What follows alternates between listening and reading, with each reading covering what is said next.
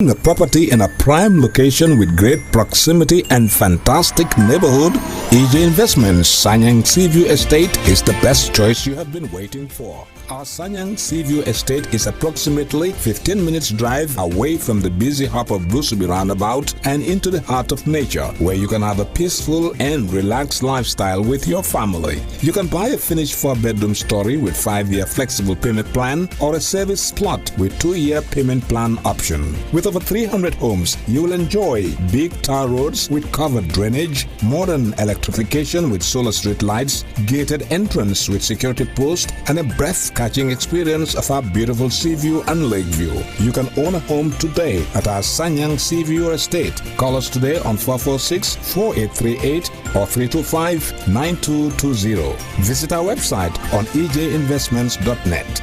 EJ Investments, first in property.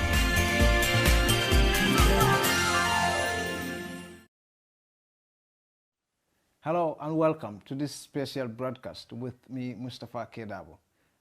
Today with me in our studios at Kerr Fatou is Mr. Muhammed Jagana.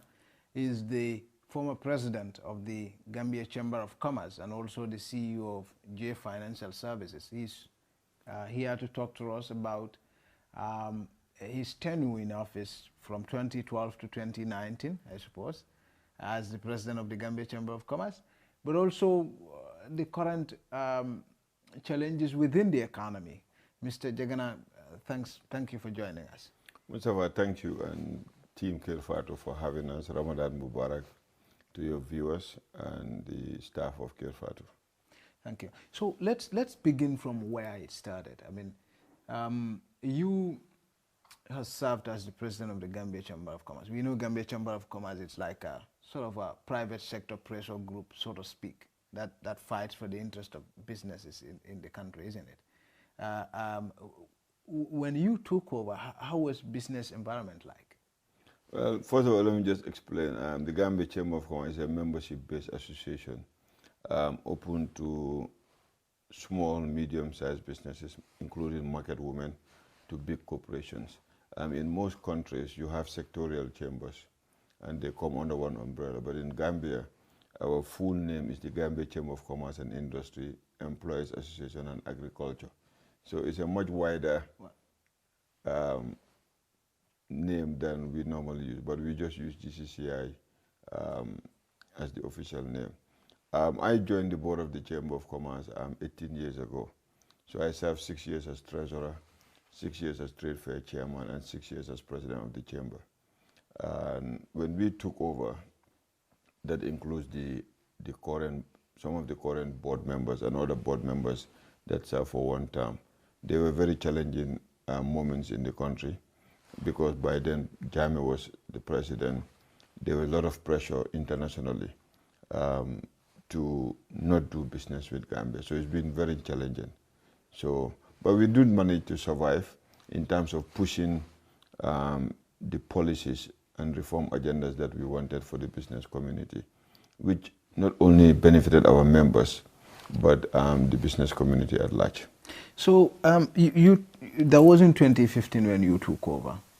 2013. 2013. Yeah. So if, like, at that time, I mean, you've talked about, the pressure that other businesses are outside of the Gambia, to come and do business in this country because, of fear of your business being taken over by government. By Jammeh, not government. So we have to clarify that. Yeah. Jammeh was in the government, but he was a businessman also. Absolutely. So I think it's better to clarify that. Yeah. So how was that, for your members? What do they say about it? Do they come to you with complaints that, well, we have a president who is not creating a conducive environment for businesses and we need to engage him on these points? Well, we have always engaged Jammeh on different levels, mostly privately, through letters or through communication channels, to raise concerns of our members and the general business climate itself. But his attitude was the same that he applied to whether it was the journalists, the business, the human rights. His attitude was like, it's me, what I've decided, and that's not been good for the Gambia. For example, I remembered, I think it was in 2015 also when they decided to change the policy on flour. We wrote to him to plea that the policy was just announced that week. And some of our members, their consignments were already on way on the vessels to Banjul. Some of them, they just landed at the port to see whether we could put a timeline, at least allow those people to be able to process, take care of their flour and sell it. But he was not willing to listen.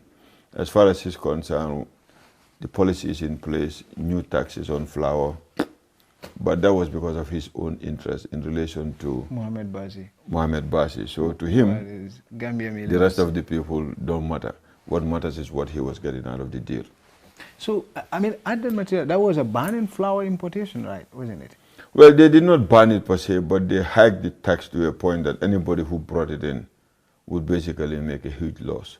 So in effect, it was a indirect overprotection of the importation of flour to protect local industry, which I support, but there's a way of doing it, not the way Jame went about with it. I think we have to define the line where we encourage local indigenous and local industries to thrive. But then you have to be able to balance it out with other components of the business community. You cannot just kill one sector just for the other. You have to gradually phase out one whilst you grow in the other, because both of them would create employment, but industries would have a much more longer term economic impact than consumable way of trading. At that, I mean, let's take it a little bit back, I mean, to the core mandates of the GCCI. You were having quite a number of businesses, I suppose, that in the Gambia that are smaller, medium-sized businesses that have joined the GCCI. Yeah. About 300 or more. Well, the total membership of GCCI is about 350. But what happens during election year, a lot of people come in and pay their subscription so that they can vote. But then on average, we have about 350 registered members of the chamber. And there's a huge component of that, I think about 30 or 40%, that are youth and women businesses. What we have done as a board over the last 6 years, we had made a deliberate policy to get more youths and more women businesses registered with the chamber. So we came up with new subscription rates. One of them is Japale Jula, that is targeting market women. The other one is startups, that is targeting young entrepreneurs who are starting. Because previously our subscription rates did not provide a way of getting them to be included in the chamber. So as a board, we looked at those strategies and implemented it, and it has been very successful by the time we left. So, I mean, tell us, what category of businesses do you mostly have? You know, we have banks in the Gambia that are banks that are members of GCCI. We have other category of businesses. Do you have young people who are doing agriculture or trying their hands in poultry or some small businesses as members too? Oh yeah, I mean, I can name specific one or two. ML Poultry is a member of the GCCI. Sheep Grower, which is owned by a lady, Ajola, is a member of GCCI. You have people like Chop Shop, Tiga. So as I mentioned earlier, over the past 5 to 6 years, the board had a deliberate policy of bringing on board young indigenous Gambian startups. But at the end of the day, an association is like a forestry. The more trees you have, the better the biodiversity. So, but there will be trees that are huge and long. There will be trees that are small. So there's a way of nurturing them to come. Because those small businesses, we hope, will grow to be bigger businesses. At the same time, we hope that they will give the inspiration to other businesses, other young Gambians, especially young women and youths, to say that, hey, I can do it. It's possible. So those are the things that was really, that drove us as a chamber over the last 6 years. So, I mean, what would you say was the most challenging thing that you've had to face during your tenure 6 years as president? Well, I mean, we had a couple of interesting challenges, but most of our main challenges was trying to address Jammeh to understand that our mandate was to protect the interests of our constituents. Those are the members of the Chamber of Commerce businesses. And private businesses. But at the same time, the economy at large benefited. For example, my favorite example is the set settle. When he decided to bring in 2 set settles a month, we officially came together as a board, decided that we have to write to him. And I would be most grateful. I'm very grateful to my board for supporting the decision to write, because those days people were a little bit worried writing to Jammeh. But I felt that it was our duty to protect the economy and protect the interests of the country. So we wrote to Jammeh and said, look, I think we can get the country clean, but we want to sit and discuss with you a more participatory way of doing it, rather than costing the country over 24 days a year.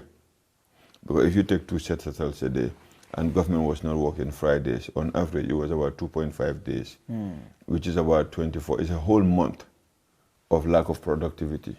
But his reply was not diplomatic, I can say. What did he say? Well, I can just summarize the fact that he said that you were not asked, we didn't want your request, nobody warranted it from his side. So he was not happy that. So he saw it as an unsolicited advice. Yes. So to speak. So he basically told him to bug off. I see. So I know under Jammeh, when you were president, and your board must have had to deal with more serious issues such as, for instance, the deliberate intervention in pegging in the exchange rates. Yeah. I mean, there were several incidents of the time, but in 2012 and in 2014, there were incidences of that. I mean, it took quite a while when Jammeh came to say, well, this is what the dollar to dollar C is going to be. Yeah. In those, how did you resolve those issues? Do you even talk to government after those decisions? No, I mean, there is no policy pronouncement that government does that we do not engage them. But these are just split-second decisions made by the president. It did not stop. We engaged our line minister, the Minister of Trade. We also went to Central Bank. We went to Minister of Finance. But in essence, what Jammeh created was basically creating a parallel market for some people to make a lot of money. His policy idea of trying to peg the dollar C did not work. It failed because it caused a parallel market, you know, that at the end of the day, people have to pay their suppliers. They have to pay their bills. So there's the official rate. They'll do a transaction. And their own recognized rate. Exactly. So it did not make any difference. So the economy was suffering, and people were suffering because if you had $1 today, you sold it to an institution, and they give you the official rate that Jammeh declared, but to them they're benefiting because they're pricing it at a different rate. At a different rate. So in the end, it did not have any effect. Gambia being a liberal market, what we need to focus on is to create jobs, empower indigenous Gambian, strengthen our youths and women in business so that they can have the spending power and the buying power to buy things rather than coming intervening in prices. It doesn't help. It doesn't make any economic sense. But sometimes some people also say when you pick the dollar to dollar, there are some people who will also may have huge dollar, maybe bills in their pockets, but they will keep it. They would not change it. But that's what I'm saying. The policy doesn't make sense, Mustafa. Yeah. And at the end of the day, it's the consumer on the streets that pays the price. Unfortunately, it did not reduce the price of imported commodities. It did not change that much of a difference. It's the consumer that paid the price. And unfortunately, it was a bad policy decision. But I'm sorry, your business sector also, I mean, people who are importers may also feel the pinch. Well, the importers feel the pinch, but at the end of the day, you have to understand, when an importer brings a commodity, they might face temporal loss, but in the long run, they'll adjust their prices. Yes. When they adjust the prices, it's you and I, my auntie, your mother, your sister, our cousins that pay for it, not President Jammeh or anybody else. So to me, those are policies that government should not go anywhere near. What government needs to look at, how do we make disposable income much better for Gambians? How do we make it for Gambians to go out, spend their money? How do we make the productive sector of the economy grow so that we can export, so that value addition can be added to our agriculture, so that we can reduce our imports and foreign exchange dependency? But I mean, there are bigger markets like Nigeria. They can't control their FX positions. So what makes Gambia special? No, it's not possible. So to me, it was just a total failure. So, I mean, within your 6 years, I must say, a lot of things had happened, including also, I remember in February 2015, 2016 came the biggest border shutdown we've had with Senegal, and and I suppose there are quite a number of dependence when it comes to trade in Gambia, between Gambia and Senegal, and trade even within the Gambia. I mean, isn't there? I mean, well, Gambia and Senegal has a very unique relationship. We share the same culture. We share almost the same religions. On average, every 1 out of 5, 6 Gambian has a relative in Senegal, vice versa. But then in terms of economy, we run through the middle of Senegal. The north of Senegal to south of Senegal would serve much more efficiently if they go through Gambia. And by the way, this is not the first border closure. I remembered in 2005, when I was then the treasurer of the Chamber of Commerce. You know, the Senegalese are smart. The border closure was supposedly done by the transport union. yeah. But I think if the government of Senegal wanted the transport union to lower the pressure, they would have intervened. Yeah. But they decided to fold their hands and let the matter deal with Jammeh. So the Gambia Chamber of Commerce, led by now 3 former presidents, Baye Matar Dramé, Bax Touré, and Baye Nongo Fall, we went to meet our counterparts in Senegal. The matter was triggered by the ferry pricing, which is always the case. Yeah, that's always the new tariff. Yes, the tariffs, because there were signed protocols that said that if there are new ferry tariffs, the Senegalese Transport Union should be given, or Senegalese government, or the transport union through the government should be given notice so that they can also implement those price changes rather than just wait until they get there. But Jammeh, being the stubborn person, sometimes I think he likes confrontation with Senegal, decided to do that. So the impact in terms of economy affected Gambia more than Senegal. Look at it this way. Almost 90 to 95% of Gambia's economic transaction is touched by Senegal somehow, whether it's through sea, land, or air. You cannot fly into Gambia without going through Senegalese space. You cannot get a vessel into Gambia without going through Senegalese space. You cannot drive to our neighboring countries that are key to our economy without going through Senegal. Maybe Senegalese economy, maybe 5% of it goes through Gambia. So I think it was more of an issue for us than the Senegalese. But Jammeh thought that he can bring the Senegalese economy down. But the bullying did work in some ways, because I mean, it was also putting a lot of pressure on Senegalese, on Dakar from Casamance. Yes, Casamance was of suffering. course. That is quite natural, because that's why I said Gambia runs through.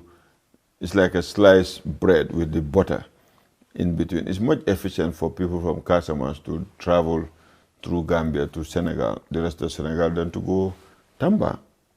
And it did not help the economy. But at the end of the day, Gambia would benefit more in terms of economic relationship with Senegal than the other way around.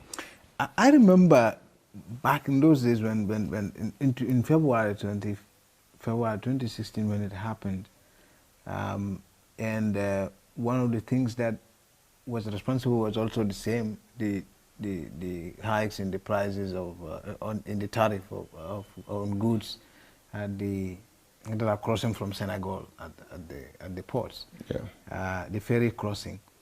And in those times, I mean, you were the president. I mean, of course, I know the secretary, the GCCI, through its secretariat, CEO would be engaging the Senegalese counterpart, but also the government. At that time, do you have anything at all to say to Jammeh about this thing and the consequences it could have on the Gambian economy? Well, I mean, it got to a point Jammeh didn't listen to anybody. I'm not sure whether he was even listening to himself. That's what left him in the predicament. And that's one of the challenges African leaderships face. Once they get there, they'll forget the team behind there. Like today we have in this show. People are seeing the two of us. But, I mean, there are people, you have the camera crew, other support staff, the production managers, they don't see them. So sometimes leadership get blinded by the support that is behind you. And I think it got to a point Jammeh did not listen to anybody.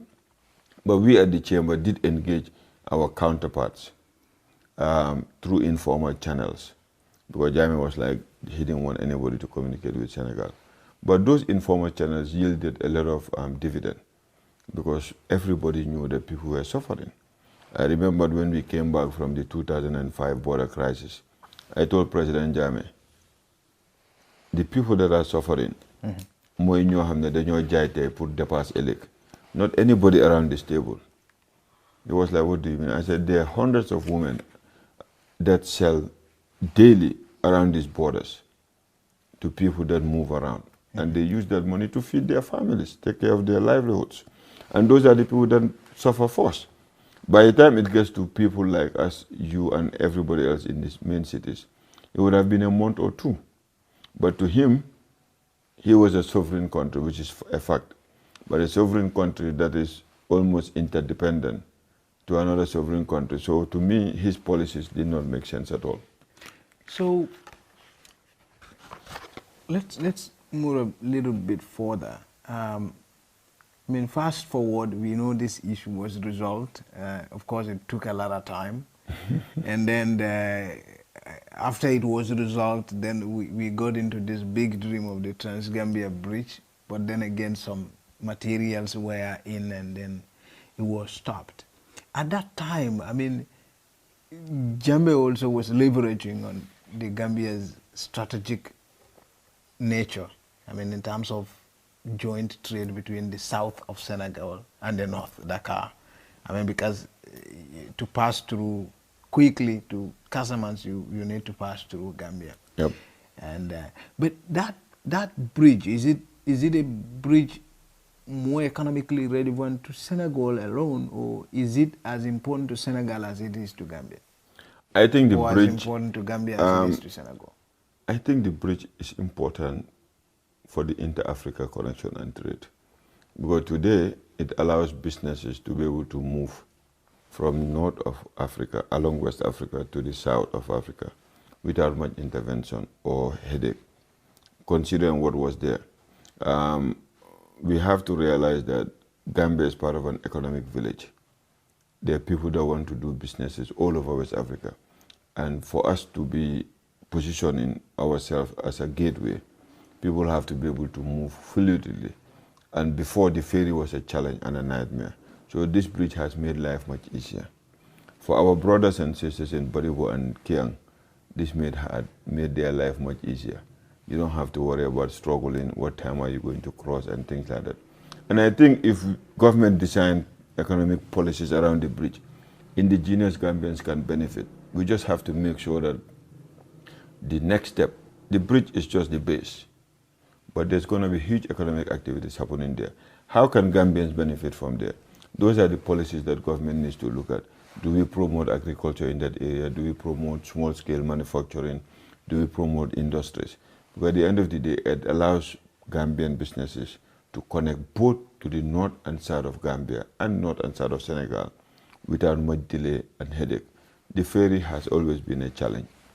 So yes, the ferry as being a challenge, delay in transportation and things like that, the cost also, even the delay, it's its own cost on businesses. Absolutely. I mean, was there any time, at any point when Gambian businesses understanding the need for the bridge, engage the government to say, well, we think, because at some point work stopped there. I mean, the bridge was started by Jammeh, but at some point work stopped there, and then that intermittently there was this push and pull with Senegal. And was there any time that the business sector, I mean, through the GCCI, engaged these people on first of all, let's just clarify one part. Yeah. The perception push and pull with Senegal was clarified by Macky Sall, who said that this is a Gambian bridge The funding was done by Gambia. The promotion was done by Gambia through the ADB. But I think Jammeh wanted to put a perception around this because he knew strategically the advantage that the bridge would have for a wider economic opening for Senegal, and Gambia would benefit from that. Of course, the GCCI has always been concerned about connectivity because remember, we run the ETLS, that is the ECOWAS Trade Liberalization Scheme, which covers the interstate road transport, and crossing the bridge was one of them. So we were part of a committee that was always pushing the government to make sure this happened. So we were very proud that it happened, and we went there for the opening. But then, as always, Jammeh uses things and creates his own image around it, and nobody would question him. Maybe perhaps being the bullies he is, he holds it as a point to leverage. But it would have been difficult. It was a done deal. It was an agreement. He was complaining. I understand that he was complaining about the designs from the grapevines. That's what I understood. But these were designs that were already approved by the Gambia government. So when they started the construction, you cannot go in the middle of them and want to change things. So unfortunately, I think he missed that point. So, yeah, fast forward, I mean, the bridge is built now, inaugurated and stuff, and it's open for business. I mean, let's go back to the taxation issues. I mean, we're still facing quite a number of challenges in the Gambia with regards to taxation. I mean, a lot of businesses say that, complain of that. But during Jammeh's days, I mean, as much as it is this day, you have quite a number of, Gambia has, I think, 12 different forms of tax. Probably more. Probably more. I mean, when government is about to bring in a new tax regime or increase tax, or perhaps, do they engage the business sector? Well, historically, the Gambia Chamber of Commerce has always been engaged. During Jawara's time, it was called pre-budget consultation. So we'll go negotiate with government, discuss the impact of potential taxes. During Jammeh's time, it was started and it was stopped. During President Barrow's time, we have engaged the government through our line ministry and the Ministry of Finance to see how to solve this engagement. And the good thing about it is that we have now signed an MOU. The Chamber of Commerce, the private sector, has now signed an MOU with the government in the creation of the National Business Council. And one of the key... This was 2018? Yes. One of the key elements of the National Business Council is the ease of doing business. And if you look at the ease of doing business, Gambia is ranked very low. 180, I think. No, I think about 169 in terms of starting business. Out of 180. In terms of taxes, we rank very poorly compared to Senegal. 10 years ago, we were doing much better than Senegal. But Senegal listened to their community of business owners. They reformed their policies. They reduced taxes, which made it easy. However, we understand the huge budget deficit that government is facing. So they need to raise taxes. But at the end of the day, taxes are the revenues collected, but the other side is the cost. I think what government needs to focus on, how do they trim down the civil service? Pay the civil servants better and run it like a private sector whereby they held accountable. Today we've seen the civil service grown so much from Jammeh, and I don't think President Barrow has done much in terms of reducing it. We still have the same number of ministries. Some of these departments are heavily bloated. So they have to go out and tax people. And the tax consequence is going to be felt by everybody in our pockets. So as private businesses, I mean, I know not only are you president of the GCCI, but you also have former president, but you also have a business. Yes.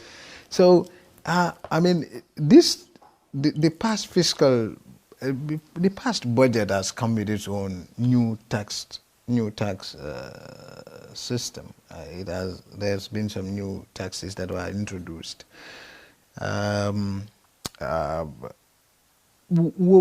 Is in any of those instances, is GCCI contacted to say, well, we try to through this newly formed business council we talked about? Well, first of all, we have to give government a little bit of credit. Corporate tax has been reduced from 33 to 31, I think 30% now. PAE tax has been reduced. But then the challenge we have is you have layers and layers of taxes. For example, today, some of our members complain about the huge tax imposed by the Gambia Tourism Authority in running Bureau de Changes at GT board. They're asking for $39,000 as a license. Then on top of that, you have to pay Brikama Area Council business license. On top of that, you have other taxes. So to me, the economy is overtaxed. That is a fact. How do we solve the problem? We need to create more avenues for productivity. That is, expand the tax base so that government would collect from more. We need to lower the taxes, and at the same time, government needs to cut its expenditure. But then again, expand the tax base. That you mean to expand the collection? Like No, say the number of a lot of people who are not paying tax could pay tax. Yes. So, but I mean, let's look at this in a more logical sense instead of the usual economic sense. Let's take the economy out and bring the logic in. So President Clinton said something, the economy is stupid.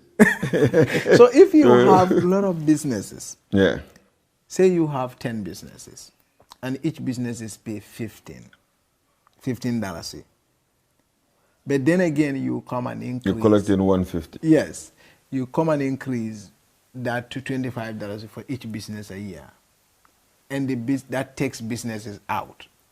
It means you're not going to now even have the little you have. Well, in the beginning, maybe in the first year or so, you'll have a bumper harvest. Yeah.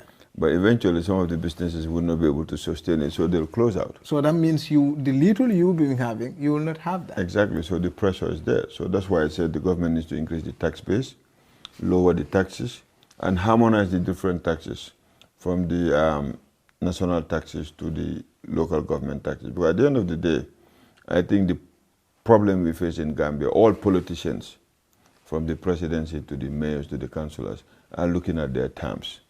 My next election, my next election. So their policy framework is designed around that. We don't have a 10, 15 to 20-year policy. Not that I know of. But in other countries, that's how they run their governments. They have very strong technocrats who design policies for a long time. So if the government change or the presidency change or the leadership change, the same policy drives the economy. But here, it doesn't seem to work that way. So one of the challenges we are facing is unemployment, youth unemployment, underemployment, youth unemployment. We're seeing quite a degree of huge decline in agricultural productivity. But in terms of youth unemployment, there are those who say that, well, it's because government is taking a lot of money through taxation from private businesses. Private businesses are deprived of reasonable amount of money for further investment to create more jobs. That's why we are where we are. That could be possible. That could be possible. At the end of the day, government can borrow as much as they want to. But private sector borrowing has to be sustainable. And if you're a young, small business that is less than 5 years old, you have to be able to figure out, how do I survive? If you're a 25-year-old business, you still have to figure out, how do I continue to grow and survive? And you know what businesses do? They look at their cost and say, hey, this doesn't make sense. The first thing they'll do is start cutting people off. And I think in order to create more employment in this country, government needs to go back and look at its tax base to encourage more people to go into entrepreneurship, increase the tax collection base, that is, make sure more people are paying taxes, make it much easier for people to pay taxes. So that way, I think it would help government and the economy at large. So if the young businesses that you have, or even the bigger businesses, do they reach out to GCCI at any point to complain that there are so much tax? We need to engage the government to reduce this. That one, Mr. Dabo, I think is like a standard operating procedure. That's one of the, if you do a survey today to businesses, they'll tell you taxes and overburdened bureaucracy and corruption. Those are the ones that are really killing the economy. And government really needs to face it and know for a fact that, look, we need to reduce the corruption, we need to reduce the burden of bureaucracy, and we need to reduce the taxes. Otherwise, as a nation, we cannot prosper. And it's going to affect all of us. One of your, I suppose, is your member, Julburu, whether it's under you or not, but Julburu is a Gambian company that manufactures some alcohol and also some soft drinks. They're struggling. They're claiming that there is a tax hike from 10% to 75%, and as a result, they think they may be taxed out of business. Well, I've seen it in the media, but even before that, we have tried to engage the government through the chamber, but the government feels that it has not increased that particular tax for a while. But I'm not sure whether the way it is done is sustainable, because I think really, as I mentioned earlier, government needs to raise taxes to provide services like education, healthcare, road network, and pay its debts. But at the same time, you cannot kill the goose that lays the golden egg. Well, you will not have any more golden eggs. So, but then I am not in the position to decide what government needs to do in that. But I think Julburu has taken a strategy to make the public aware of their predicament, and it's government that needs to come out and see how to balance it out. Yeah, because already the company is claiming that 15 people have gone home already, and that the burden is becoming too heavy to bear. And I can imagine. And in the coming days, more people may come home, and eventually the door may shut down. Well, unfortunately, what happens is if Julburu closes today, there's going to be a vacuum in the market, and most likely we'll have companies from Senegal and other neighboring countries that will fill up the gap.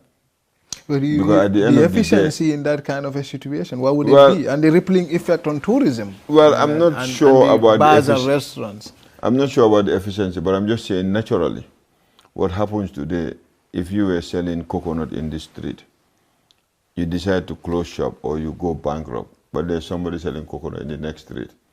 If people come and say, "Ana jacket the coconut," I'm not going to I mean, it's just like the economy is like water. Yeah, whatever bracket, it would find its way out somewhere. So, I mean, if Julburu closes down, the market is going to be filled, because when tourists come and other people that consume their products, they will be willing to pay for it. So somebody is going to just supply it. But then a Gambian company would have been out of business. Unfortunately, and it's not only about Julburu. I think what we need to do is look at our country and say, hey, do you want to be a country of consumers, or do you want to be a country of small, medium-scale industries? Because you have to look at the ripple effect of these industries. They create a lot of skill-based employment. They have a huge opportunity in terms of training. And in the long run, they're much better for the country. Because today, if Julburu goes, another company comes importing, it will put a huge burden on the FX demands. I know Julburu imports some of their raw materials, but then the finished goods are much more expensive to import than raw materials. So it could have an impact also on foreign exchange in the short to long term. Yeah, interesting. So, but you've mentioned about private sectors, you know, thinking it very efficiently when they wanted to borrow money, or because, I mean, you have to figure out what the turnover is. But in terms of interest on loan, I mean, how is it in the Gambia? Well, at one point, borrowing the businesses.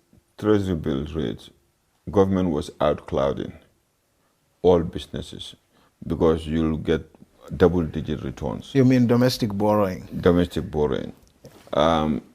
Recently, I've seen the rate has gone down, but it's still expensive to borrow from banks, because at the end of the day, the cost of borrowing is still double-digit. It's somewhere between 12 to on T-bills, and I think the on-lending is about, on average, about 18%. But we have to be realistic. There was a time that it was 30-something%. Yes. It has gone down. But I think there's still room for improvement because the cost of borrowing is one of the issues that have been highlighted in the ease of doing business on the access to finance. And Gambia is not faring well on the ease of doing business. Now tell me, you've interacted with businesses during your tenure over a period of time, and I suppose you've sat down and listened to various categories of businesses complain about various issues affecting them. When it comes to Gambia's ability to create more small businesses, more jobs, and for people who are coming out of schools and colleges, and also to create opportunity for people who are returning from irregular migration, but also stopping some from leaving. Mm-hmm. What sort of environment do you think we must create?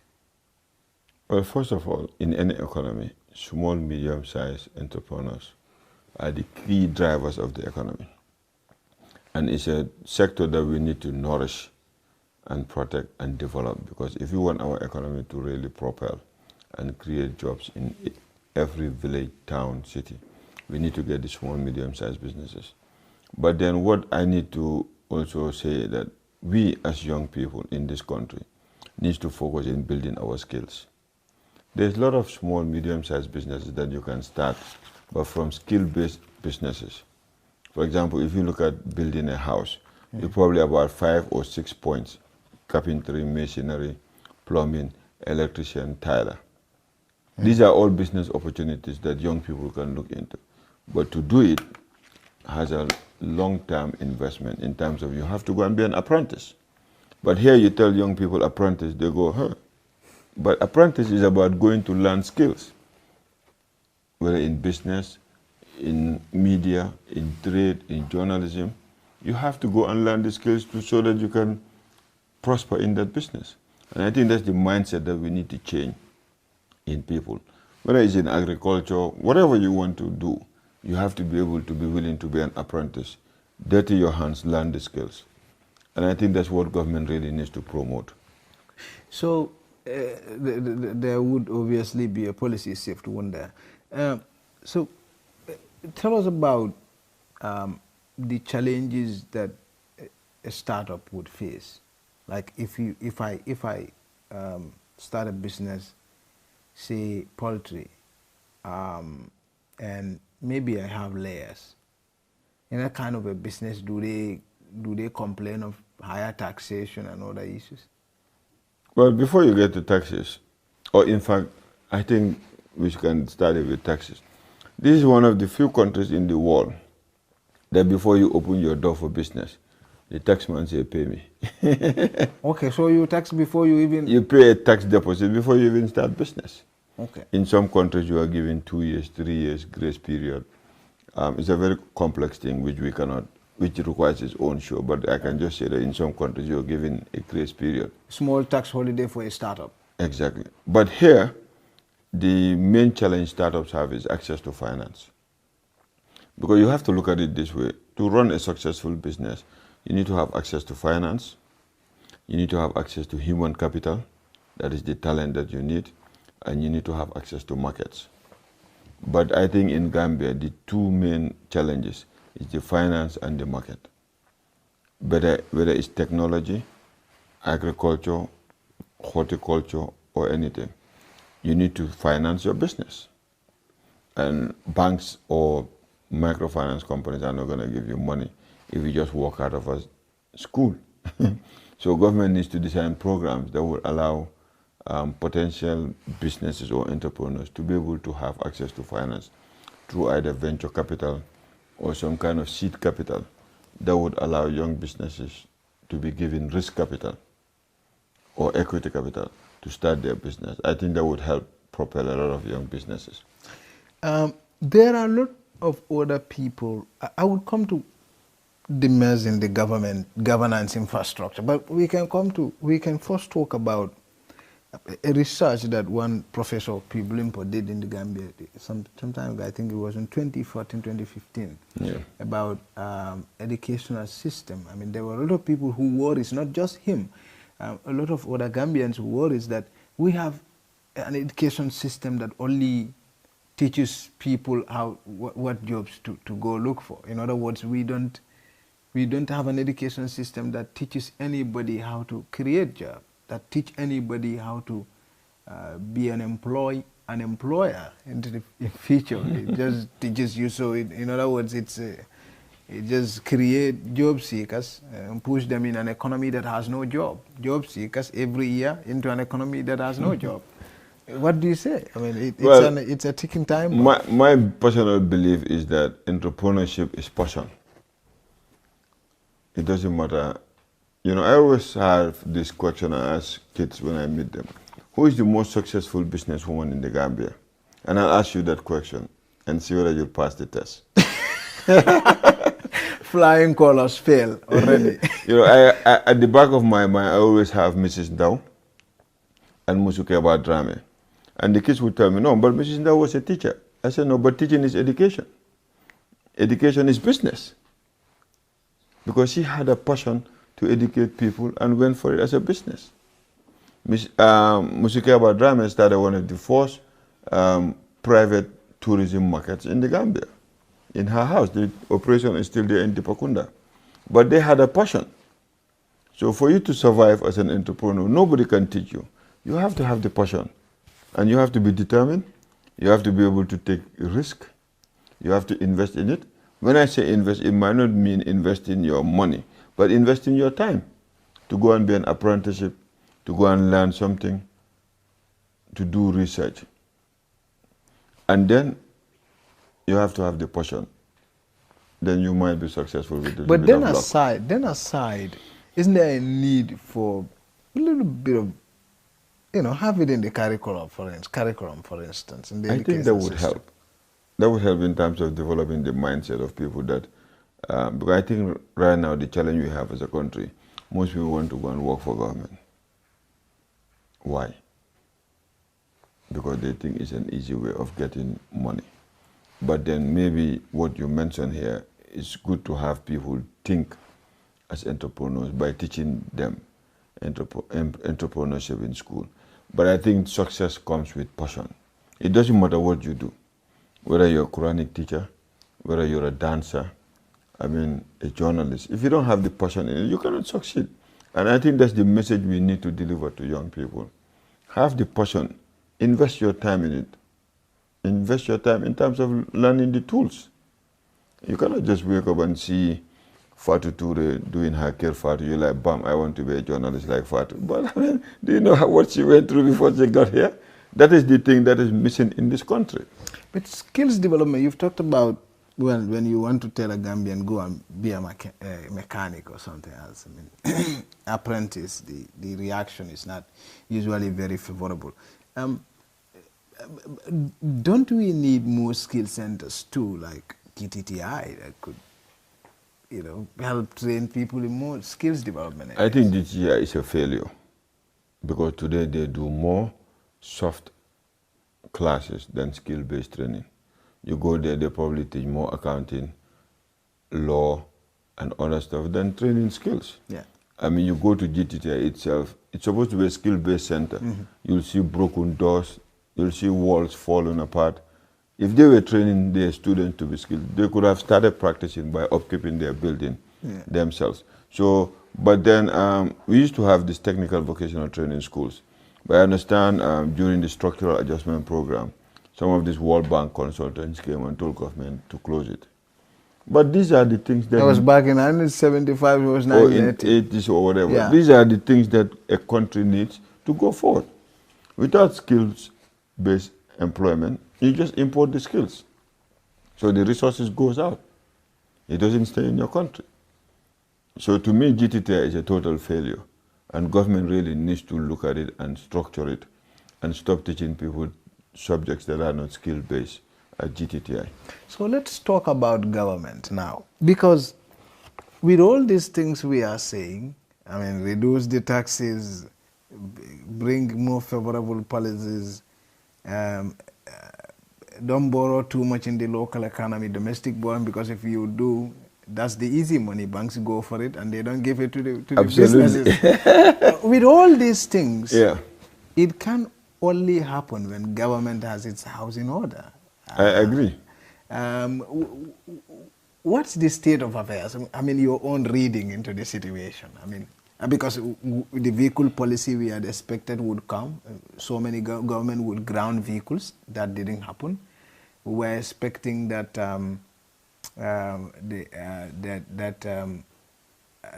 some people would be laid off, retrenchment, so that the government wage bill, which is over 1 billion, could go down. It's actually close to 3 billion now, would go down. But these things didn't happen. Well, I think reforms require a lot of strong will from the leadership. And really, we understand the challenge the current government faced, what they inherited. But I think from there, they had the goodwill in the beginning. They should have opened up to people and tell them, hey, look, we are going to start from ourselves. I think there were, 15 or 16 cabinet posts. They should have slammed it down and cut it.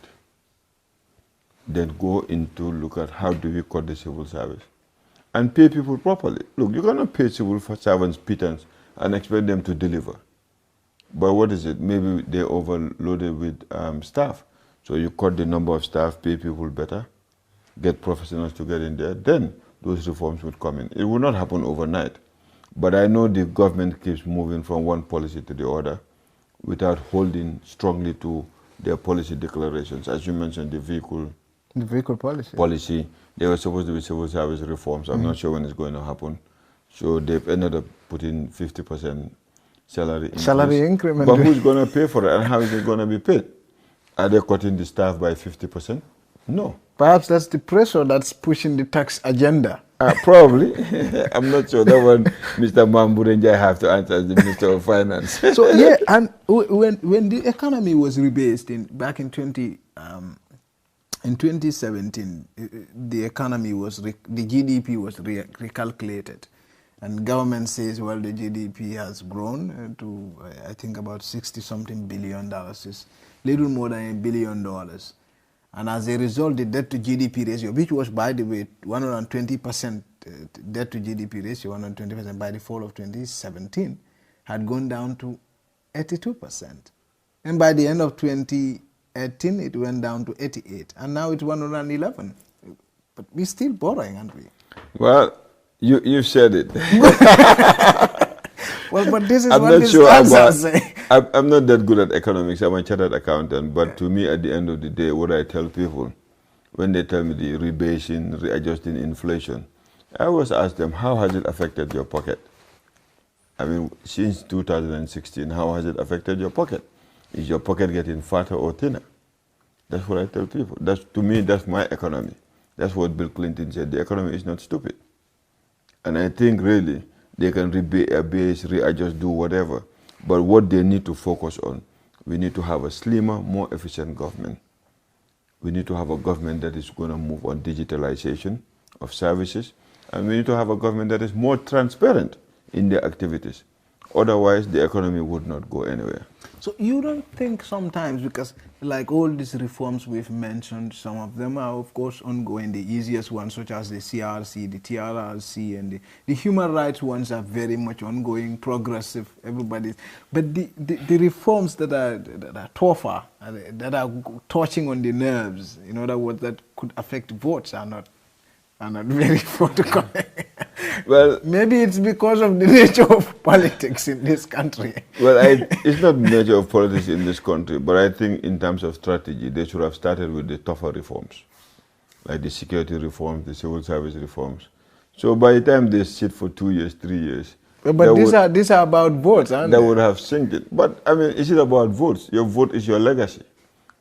If you still keep what was there during Jamia, what I call Jamiarism, and nothing changed, people are going to vote in 5 years, for you in 5 years. It's going to be based on the results you did in the 5 years. So, in terms of the current, because you now not the GCCI president, but you're still a businessman. In terms of current government policy, because I know whatever activity government does also affects the private businesses. In terms of government policy right now, the level of engagement, I mean, how is it? Well, we have a very strong engagement level with government. But my worry, and I think quite a lot of people in the business community and the country is, are they listening or are they hearing? You know, all of you know, Jagana like Mangla Deglu is two different things. So is it sinking in? Are they, what people telling them, are they changing? Those are the things that government really needs to focus on and see how to push the agendas so that we can all contribute to a better Gambia. We'll all be happier if Gambia is more prosperous. The jigsaw puzzle would look much more beautiful. But if there are pieces missing here, pieces missing over there, it's not going to be a beautiful picture, and nobody wants that. So, I mean,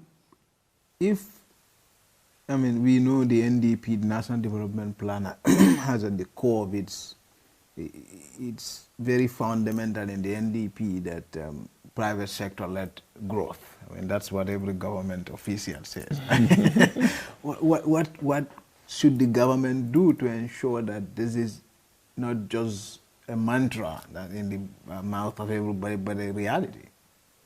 Well, I have a famous saying. I tell people, you said government, private sector is the engine of growth, but every engine needs a lubricant, and the lubricant is government. So you can pay lip service to one, but you have to make sure you deliver on the other. Interesting. So maybe I've kept you for an hour. Maybe I would pick your mind on some few issues. Sure. Because agriculture plays a very fundamental role in the Gambian economy. In fact, it said that 72% of the rural population, some say 80%, relies on agriculture. We know a lot of people, of course, there has been a slump in terms of the general employment capacity of the sector from 70 to 31, according to recent figures. But you've seen there's been a renewed, I mean, at least as it appears on the surface, a renewed hope in the sector because, I mean, Gambia government says it's now trying to ensure there is self-sufficiency in rice production. But what I don't see mostly is businesses going into agriculture sector, like business people like you, like others, investing in rice production or sesame or something. I mean, it happens in other countries, but in the Gambia, it's... I mean, I think most businesses look at your cost or opportunity cost and in terms of returns. Cost of borrowing is very expensive in this country. Agriculture today, if you want to be successful, you have to be mechanized and it requires huge investments. If you go to a bank and borrow money and they give you an overdraft or a short-term loan or a loan for a year, there's no financing structure driven for agriculture. In some of these countries, there are specific banks that are agricultural banks. Like we used to have an agricultural development bank, it's no more. And if you look at the rice production, like Senegal is still not rice self-sufficient, but they've been investing in that sector for over 10 years. And I think Gambia needs to look at the bigger picture. Can we sustain a self-sufficient rice production based on the current way of doing business in this country? I don't think so.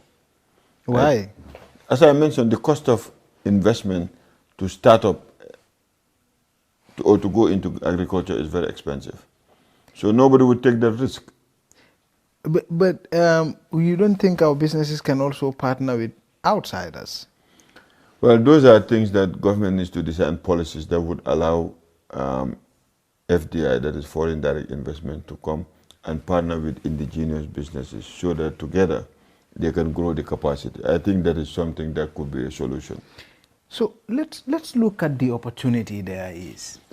I mean, if you look at our rice consumption and production gap, it is said we consume over 200,000 tons of rice every year. And we spent millions of dollars, over 50 million in importation of rice every year. But who says we consume 200,000 tons of rice? Well, government statistics indicates we consume over 200,000 tons of rice. No, import or consume? Consume. Because you have to understand also. We import about, we produce only 17% of that. No, I understand that, but there's a lot of rice that is imported into the Gambia that is consumed in the neighborhood. People from Guinea-Bissau, part of Mali, Guinea-Conakry, they come and Senegal and buy some of the rice we import. So I'm not sure whether the statistics is covering total imports or total consumption. Yeah. So let's even suppose our consumption as because the 2014 figures are different from this recent one. This recent one is just as early as last week, okay, which says we consumed over 200,000. But if you look at our production gap, let's say this gap is over 150,000 tons of rice. It's a huge gap, so it's a huge opportunity. This is good business, isn't it? It's a huge opportunity. Yes. So Mr. Dabo, raise the capital, let's go into farming. So it should make some sense if you have a private investor to say, well, I'm going to go into, but you don't think it will be possible because... Look, what you need to look at is the global figures. Today in Gambia, we consume, let's say, 200,000 tons of rice. But you go to Senegal, Nigeria, or Vietnam, those guys are consuming 300, 400, 500,000 tons of rice. Yeah. So our rice consumption is like a drop in the ocean. So can it be competitive in terms of growing rice in the Gambia? Can it be competitive compared to globally, how it's been produced in Vietnam, India, or Pakistan? Also, the land mass in those countries is so huge. Do we have a competitive land mass to produce, let's say, 30, 40% of the rice we consume? Because at the end of the day, consumers are price-driven. There's maybe a small group of consumers that are looking at quality of the rice. But it's the price-driven that really affects the consumption, I think. Yeah, but you don't think there could be a deliberate policy by the government, because governments, the inefficient nature of administration, some would say in government, is such that if government goes into this rice business themselves, maybe we may screw up. I think that one we should stop. We may screw up. Every business that government goes to, they fail. They screw up. We have seen that, so let's just forget that. They cannot even manage their own vehicle policy. So how can we get them to manage our rice production? Then we would. I think what we need to do is government needs to create the environment to allow more accessible, low-cost financing and longer term.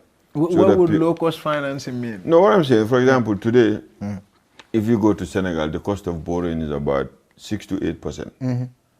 And they have long-term borrowing. For if you want to go to agriculture and compete, because remember, you're competing with people around you. You look at Senegal as the nearest country that you're going to compete with. The cost of doing business here is very expensive compared to Senegal. Senegal, they have a national program that encourages people to go into agriculture around the northern part of Senegal, around Richard Toll. They have thousands and thousands of acres that are dedicated into promoting rice production. And they've been doing it for the past 10 years. I know since as a child, we've heard of Jahale Pachali, but nobody sees the rice anymore. What happened? So government has proven quite inefficient in that. Well, they don't seem to be very good at delivering. Maybe if the government is your employer, you would have fired government employee. I would have fired government. I mean, I would have fired government. All right. So, but I mean, if you are to choose a sector here, I mean, in terms of helping these young people go into businesses, I mean, couldn't there be isn't agriculture a good sector to look at? I mean, I know there are some who are doing poultry, but there are more agricultural areas that are different from poultry.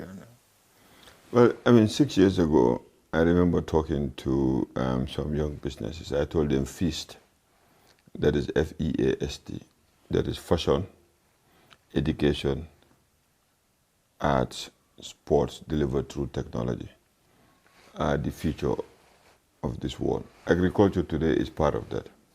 But we're not talking about backbreaking agriculture. The way my grandmother, my great-grandmother, my grandfathers were farming in Dembakunda are still the same way that my cousins and my uncle are farming.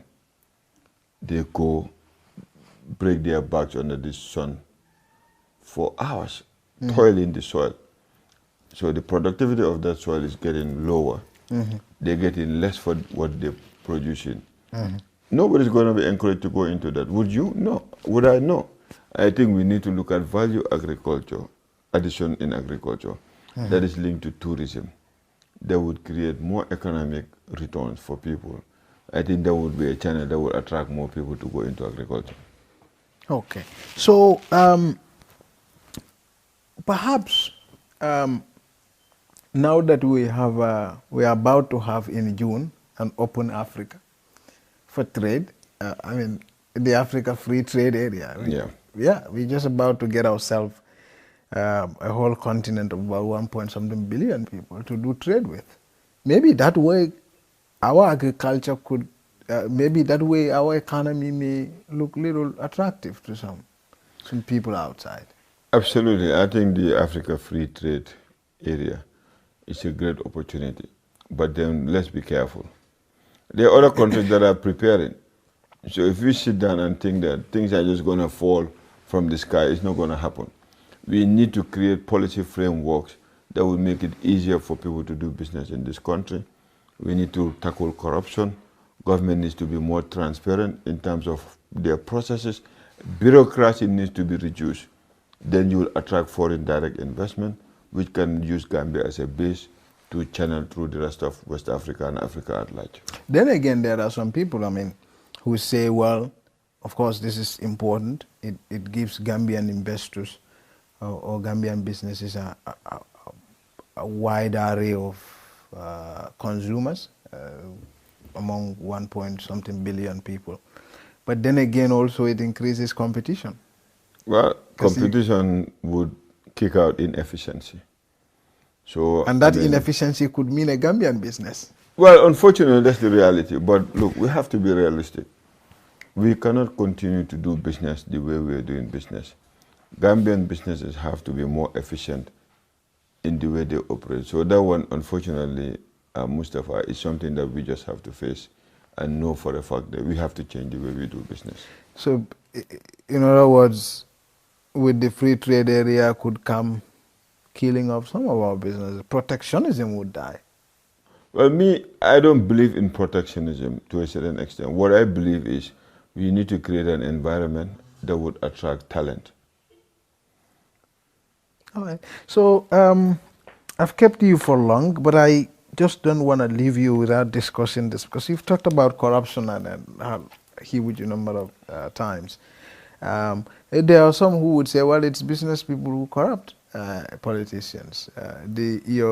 When people come to Gambia now as quote-unquote investors, they do go see the president and some political leaders. Is there something that, does GCCI, even at your time, and we had stories of some say, well, Jame wanted this or XY wanted that and stuff, this share or that share. Is this an encouraged practice?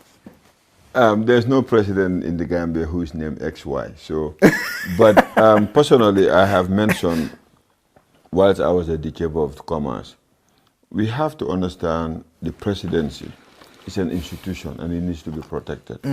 I think certain level of investors should be taken to the president for him to give them that support. But it should not be a gateway for any Tom, Dick and Harry that comes into the country.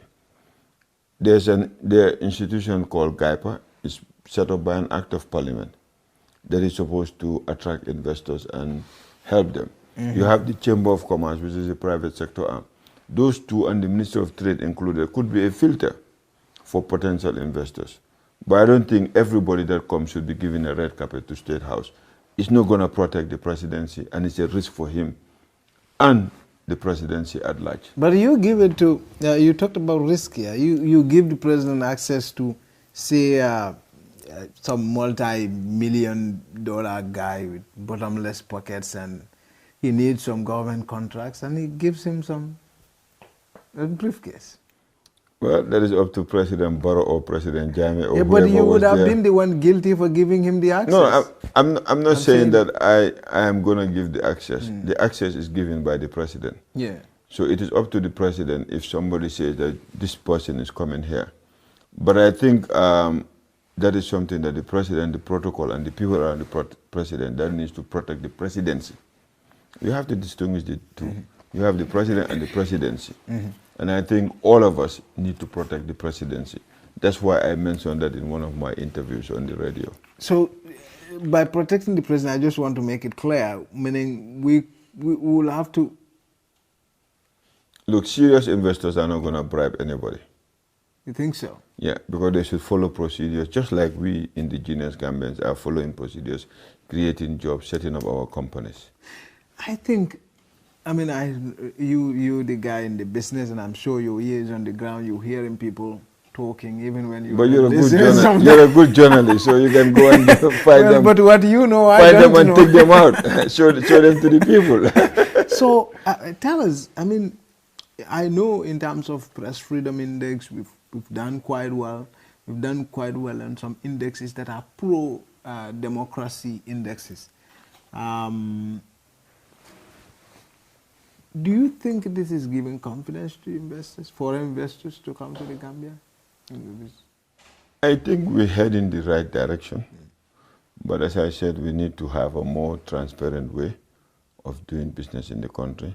We need to look at reforms that would make it easier. And by the way, when people talk, they talk about foreign businesses. I talk about indigenous Gambians who have invested in this country, who has created jobs, who are adding to the tax base. We need to give them the same level as those foreign businesses. Because at the end of the day, what we want a community of businesses that would make Gambia a prosperous Gambia, a better Gambia. So finally, I mean, as it is right now, I mean, the business environment, I know you're no longer at the helm of the GCCI, but you're still a businessman, you're in the business sector. I mean, what do you think the government should do, I mean, in terms of effecting the necessary change in the economy that is needed by supporting young businesses that are just beginning, or helping some young guys who've come to set up some new businesses? What sort of policy directions do you think are must do in order to get us to that destination? I think the easiest thing that government can do is transform processes, get government to be more digital, to allow people to be able to go and see what's happening, and also communicate with government without human interaction. If I can fill a form and apply for my business license online and pay for it at a bank, I don't need to bribe anybody to expedite it. Bureaucracy. Exactly. So I think that could be the future for the Gambia. So more tech-oriented. Yes. And we have the talent to do that in this country. Okay. So finally, I mean, you would tell us about what finally you think Gambia government should do in terms of taxations, especially in consultation with companies like Julburu. Well, it's not only about Julburu. I think government needs to have a tax base or a tax policy that would encourage more Gambians to come on board, create jobs, and contribute to their taxes. I think the collection of the taxes is not efficient.